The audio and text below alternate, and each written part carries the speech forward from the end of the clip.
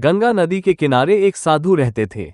वे न केवल विद्वान थे बल्कि उनके पास जादुई शक्तियां भी थीं। एक दिन वे ध्यान में मग्न थे, तभी बाज की चोंच से एक चूहिया छूटकर उनके हाथों में आ गिरी। उसकी छोटी सी पूंछ व काली चमकीली आंखें थीं। उन्हें वो बहुत अच्छी लगी, पर घर ले जाने से पहले उन्होंने जादुई मंत्रों के प्रयोग से उसे एक लड़की में बदल दिया। वे उस लड़की को घर ले जाकर पत्नी से बोले, तुम हमेशा से संतान चाहती थी न, तो लो, आज से यही हमारी पुत्री है, इसे पूरी देखभाल व स्नेह से पालो। साधु की पत्नी भी अपनी पुत्री को देख प्रसन्न हो उठी। वो उसे राजकुमारी की तरह पालने लगी। साल बीतते गए, नन्ही लड़की एक सुंदर युवती बन गई। जब वो 18 वर्ष की हुई तो साधु व उसकी पत्नी उसके लिए वर तलाशने लगे। साधु ने कहा, मेरी बिटिया का विवाह ऐसे व्यक्ति से होना चाहिए जो सबसे बड़ा हो। मेरे हिसाब से सूर्य ठीक रहेगा। पत्नी ने भी हामी भरी। उन्होंने जादुई मंत्रों के प्रयोग से सूर्य को नीचे बुला लिया। उन्होंने उसे अपनी पुत्री से विवाह करने को कहा, पर पुत्री ने पहले ही न कर दी।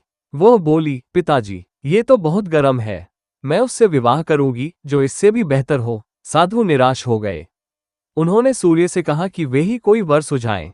सूर्य ने कहा, बादलों के देवता से बड़ा कौन होगा, उनमें तो मेरी किरणों को भी रोकने की शक्ति है।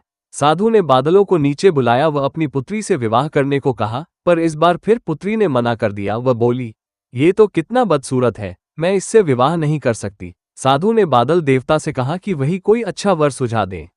वे बोले, पवन देवता ठीक रहेंगे, वे तो मुझे भी अपने फूंक से उड़ा देते हैं। साधु ने पवन देवता को बुलाकर अपनी पुत्री से विवाह करने को कहा। पुत्री ने फिर इनकार कर दिया। वह बोली, मैं इससे शादी नहीं करूंगी, ये तो कहीं टिकते नहीं, हमेशा यहां वहां भागते रहते हैं। साधु ने पवन देव से पूछा, क्या मेरी पुत्री के लिए ऐसा वर हो सकता है जो आपसे भी बेहतर हो? पवन देव ने कहा कि पर्वत देव मजबूत व ऊंचे हैं, वे मेरा भी रास्ता रोक देते हैं। साधु ने पर्वत देवता से कहा कि वो उसकी पुत्री से विवाह कर ले। पुत्री ने फिर से मना कर दिया। वह बोली, ये तो बहुत लंबे, सख्त व कठोर है, मैं इनसे विवाह नहीं कर सकती, इनसे भी कोई बेहतर चाहिए। पर्वत देवता ने चूहे का नाम सुझाया। वे बोले, माना मैं काफी सख्त, मजबूत व ऊंचा हूं, पर चूहे मुझमें भी आसानी से बिल बना सकते हैं। साधु ने चूहे को बुलाया। उसे देखते ही उसकी पुत्री खुशी से उछल पड़ी। हाँ पिताजी, यही तो है वह मैं जिससे शादी करना चाहती थी। साधु ने सोचा, इसे ही किस्मत कहते हैं। यह एक चूहिया थी और एक चूहे से विवाह करना ही इसके भाग्य में लिखा है।